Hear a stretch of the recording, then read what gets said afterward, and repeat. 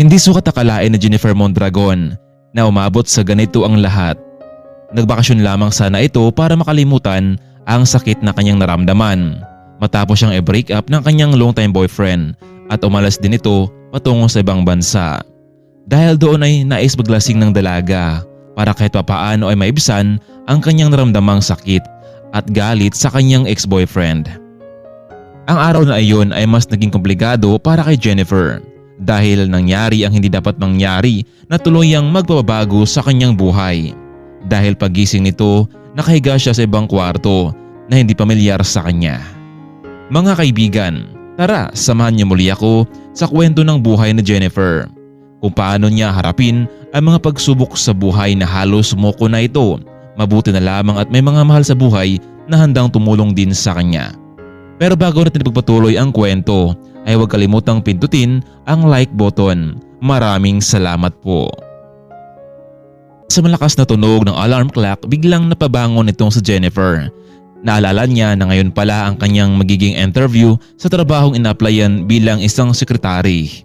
Mapalad ito dahil ilang araw na siyang naghahanap ng trabaho online.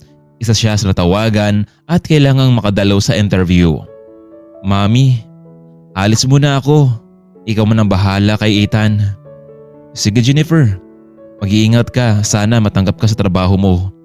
Ma'am, sagad akong ito. Sigurado akong matatanggap ako. Yan ang gusto ko sa iyo anak. Positive lang. Kailangan niya makapasok ng trabaho nitong si Jennifer. 2 taon na kasi ang kanyang anak na si Ethan at habang lumalaki ito ay mas lalong lumalaki rin ang kanilang pangangailangan sa buhay. Si Ethan ang naging bunga noong nagbakasyon lamang si Jennifer sa isang resort. Gusto niyang kalimutan ang lahat dahil sa pagkipaghiwalay ng kanyang boyfriend noon si Jason. At dahil doon sa hindi inaasahan ay nalasing itong si Jennifer at pagmulat ng kanyang mga mata ay sa ibang kwarto na siya nakahiga. Hindi niya alam ang totoong nangyari. Naramdaman na lamang ni Jennifer na pagod at nanghina ang kanyang katawan. Wala siyang malaala kung sino ang nagatid sa kanya sa hotel na iyon. Ngunit isa sa sinusigurado ni Jennifer na wala na ang kanyang iningatan na para sana sa lalaking magiging asawa nito. Napansin na lamang na Jennifer ang isang pendant na nasa kanyang tabi at may nakaukit ito na GS marahil na iwan ito ng lalaking nakasama niya kagabi. Nakarating na sa Jennifer sa kumpanya. Napakaraming mga aplikante ang naroroon. Sana lang ay mapili siya para sa kinabukasan ng kanyang anak. Kasalukuyan niyang naipasa sa HR ang kanyang resume. Naghintay na lamang ito ng tawag para sa kanyang interview. Marami ang nauna sa kanya at halos lahat sila ay napakaganda. Marahil isa lang ang naplayan nila ngayon ang pagiging isang sekretary. Matapos ng kanilang interview, mababasa mo sa kanilang mukha na hindi sila natanggap. Malaki kasi ang sahod na ina-offer ng kumpanya kaya naman ay marami ang naghahabol dito. Huling dumating itong si Jennifer kaya naman huli rin siyang ma-interview ng HR. Paglabas ng HR, nakita niya ang mga mukha nito na problema dahil walang napili ang kanilang boss. Miss Mondragon, ikaw na. Sana ikaw na ang mapili ng boss. Ate ka lang. Dahil ikaw na ang huli dito ay tutulungan na lang kita para naman ay makapasok ka na. Naku ma'am, marami pong salamat. Ganito, pwede mo bang tanggalin yung nakatakin? Kapalan mo pa yung kilay mo. At saka magsuot ka ng reading glasses para naman makapasa ka sa interview with boss. Laking pagtataka naman na Jennifer dahil sa halip na maging kaaya-aya sa harapan ng boss ay naging losyang na tuluyan ito sa paningin. Ma'am, sigurado po ba kayo na ganito ang porma ko bago pumasok sa loob ng office ng CEO? Yes, Mrs. Mondragon. I'm really sure. Sige na, pumasok ka na. Kumatok ng 3 beses itong si Jennifer bago tuluyang pumasok sa private room ng boss. Pagpasok ng babae ay nakita niya na nakatalikod ito at may kausap sa telepono. Sino ang hindi mabibighani kung ganito ang makasama sa trabaho? You are Jennifer Mondragon? Yes sir. Okay, tanggap ka na. Bumalik ka na sa HR para ituro sa iyo kung ano dapat mong gawin. Hindi man lamang na interview kung ano ang kanyang dating trabaho, kung single pa ba ito. Marahil totoo nga ang sinabi ng HR na ayaw niya sa mga babaeng magaganda na magiging sekretary nito.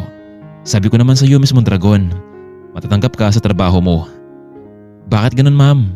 Hindi pa naman ako na interview. Tinitigan lamang niya ako tapos tanggap na ako. Hay nako Miss Mondragon, kung alam mo lang, lapitin kasi ng babae yang si Sir Jake. Karamihan sa mga nagagusto sa kanya, isa na doon ang kanyang mga sekretary.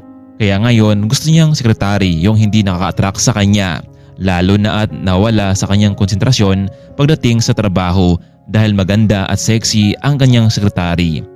Kaya pala ma'am, tinanggap ako dahil hindi ako naka-attract sa kanya. Kaya nga Miss Mondragon, huwag kang magpabuking sa kanya, kung hindi pati ako malintikan dito. Siguraduhin mong laging ganyan ang ayos mo, yung hindi ka mapapansin ni Sir Jake, dahil kung magkataon paniguradong dalawa tayong matatanggal sa trabaho. Bukas bumalik ka dito sa ganito ding oras at magsimula ka na ng trabaho mo. Kailangan mo lamang linisin office, magtimpla ka ng coffee, lista mo ang lahat ng meeting schedule ni Sir Jake. Masayang umuwi itong si Jennifer.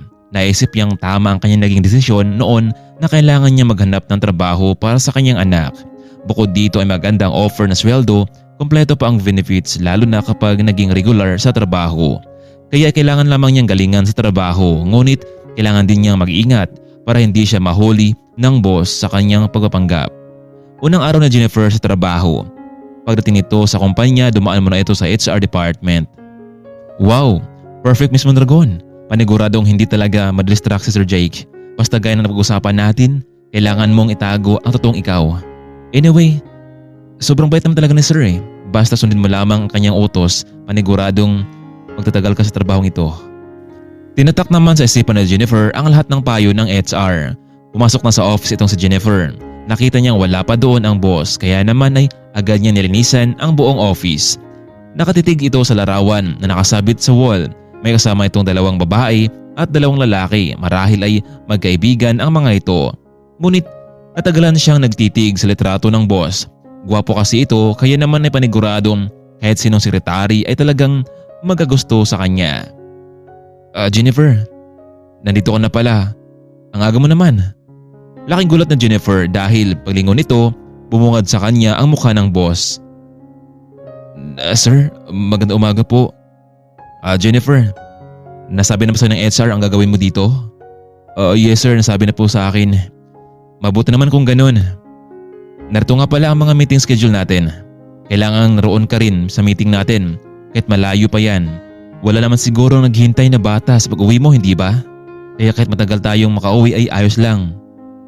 Napayuko na lamang itong sa Jennifer at hindi nakapagsalita. Ano kaya ang mangyayari kung malaman ng boss na may anak na pala ito ngunit walang kinikilalang ama? Magpapatuloy pa kaya sa Jennifer sa trabaho o hanggang simula lamang ito? Kaya mga kaibigan, abangan po natin ang susunod na episode kung ano ang kahantungan sa lahat ng ito sa buhay na Jennifer. Abangan ang ating part 2.